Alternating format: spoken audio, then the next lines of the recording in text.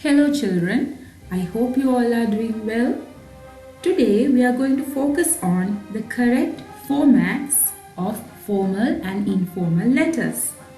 If you listen to this video carefully, you will be able to understand what you need to do to get a good grade at your final examination. So let's start our lesson. First of all, we must know how our papers are set. Cambridge English 1123 consists of two papers. The first paper is the writing paper, and in this video we are going to focus on that. As you can see on the screen, this has been extracted from the Cambridge syllabus for 2021. Writing paper has two components. Section 1 is directed writing and section 2 is composition. Formal and informal letters come under directed writing. Directed writing task is a compulsory writing task. You must write your response in about 200 to 300 words. You will get 30 marks if you write a proper answer to this compulsory question. The whole writing paper is 1 hour and 30 minutes. So you will have approximately 45 minutes per task.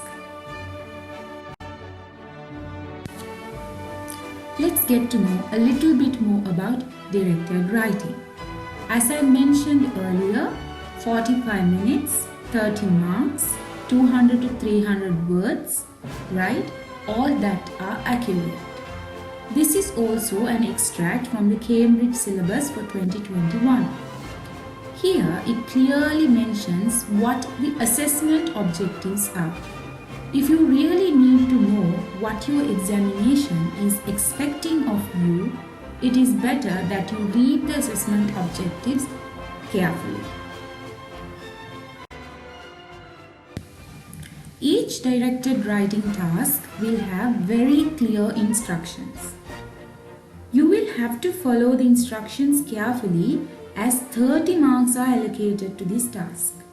You will receive 15 marks for task fulfillment and 15 marks for language. Now this extract is from the marking scheme. It clearly mentions if you are to reach band 5 or band 4, that means 10 to 15 marks for task fulfillment, these are the things that you need to carefully pay attention to. You need to have a very good understanding of purpose. That means why are you writing this? Clear awareness of the specified situation and audience. Text type entirely appropriate. All required points developed in detail, fully amplified and well organized. Given information well used to justify personal opinion and interpretation. Tone and register entirely appropriate. You may read band 4 as well, and it is freely available. You can download a mark scheme from the internet and make use of it when you are writing your answers.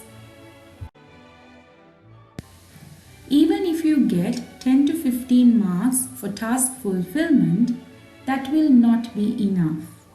You will have to score a very good mark for language component also.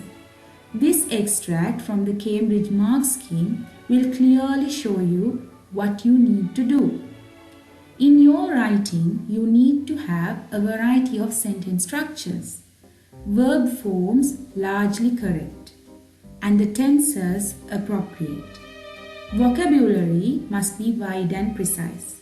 Punctuation accurate and helpful. Spelling must be accurate apart from very occasional slips. Paragraphs need to have unity. They should be linked and you must show evidence of planning.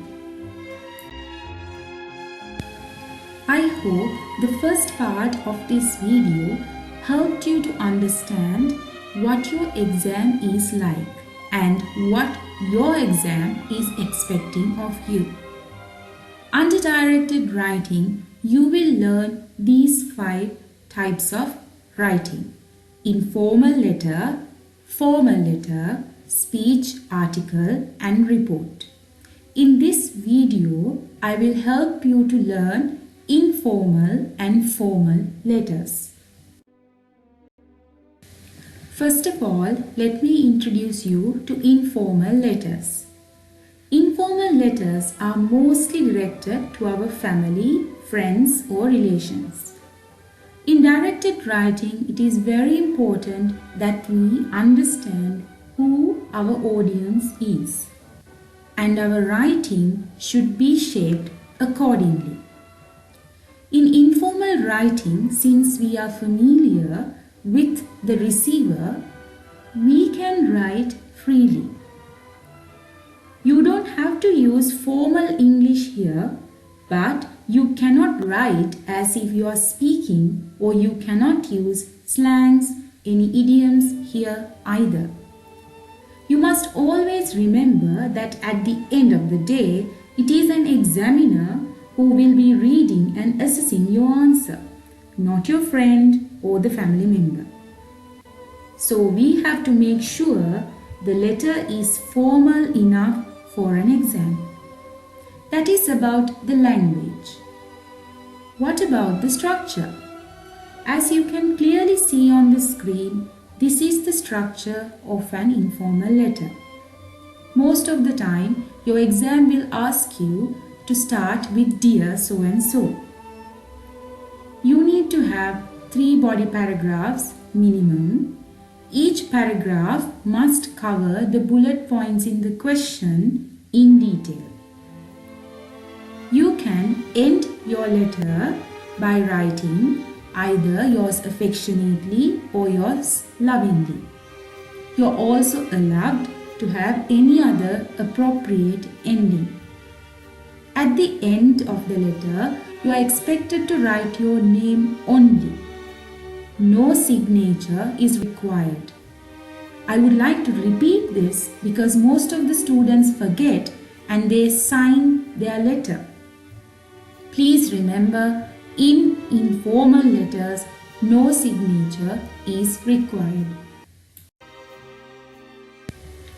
Now, let's focus on the formal letters. It is important to understand that you must write formal letters in the most suitable way to your audience. The audience is usually more respectable and superior to us. You must follow the correct format and also be polite. As you can clearly see on the screen, the format of a formal letter is not difficult to remember, but students often forget. I suggest that you practice writing as many letters as possible to remember the format and the appropriate language. Sometimes in your questions, you will be asked to start writing with Dear Editor, Dear Principal, and so on. Then you don't need to write the recipient's or the sender's address. You can start with Dear Editor or Principal. If you don't know the recipient by name, you must end the letter with yours faithfully, otherwise yours sincerely. It is important that you remember your language must be polite and formal. You cannot use any contractions. That means you cannot say I didn't know, but you can say I did not know. No idioms or slang words can be used here. And most importantly, do not use spoken language. Here I have included some examples for you. These are extracts from past papers. Look at the task. It says your aunt has written to you asking how you are getting on at school. and you are supposed to write a reply to your aunt about a recent incident which upset you very much. The guidelines are very clear, instructions are very clear. So first of all, you must read your question carefully. Secondly, you must highlight all the keywords so that you will not miss anything important. Thirdly, you have to plan your answer. Fourth step is to write, and the last is to read your answer again and correct all the mistakes. As you can see in the question clearly, they do not tell us whether we are supposed to write an informal letter or a formal letter. We have to read the question and understand if we are writing this letter to an aunt, that means it is an informal letter. It clearly tells you what you must include.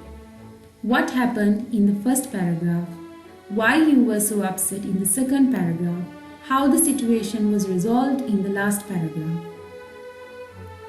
You should make sure your aunt will understand your feelings and sympathize with you. You can start with Dear Aunt, and you can provide a suitable ending here. This is an extract from a mark scheme. This will give you some more information that you might need to know. Start with Dear Uncle when you are using the recipient's name or the recipient's relationship with you to address the person. Then you don't need to add this date or address or anything above it. And a couple of possible endings are given to you with love, best regards, best wishes, and your name. This is also an extract from a past paper. This is taken from the 2016 October-November paper. Here you can see we are expected to write a letter to the editor of a local newspaper. And the question tells us to start with Dear Editor. So if we read the question carefully, we can understand that this is a formal audience. So in this formal context, you are supposed to use the structure of a formal letter. So you are expected to write a formal letter. You have to read very carefully and understand the situation of this letter. And then accordingly, you have to write a very polite and persuasive letter. Here I have included an answer from a mark scheme. So it clearly says, if the question includes the instruction, start your letter dear sir, then you don't need to write the address or the date in the format. And it has also given you few endings, yours sincerely, yours faithfully, yours truly, right? And some more information that you might want to know. With that, we have come to the end of this presentation. I hope this video helped you to revise or understand letter writing better. I will see you with the next lesson. Thank you for watching.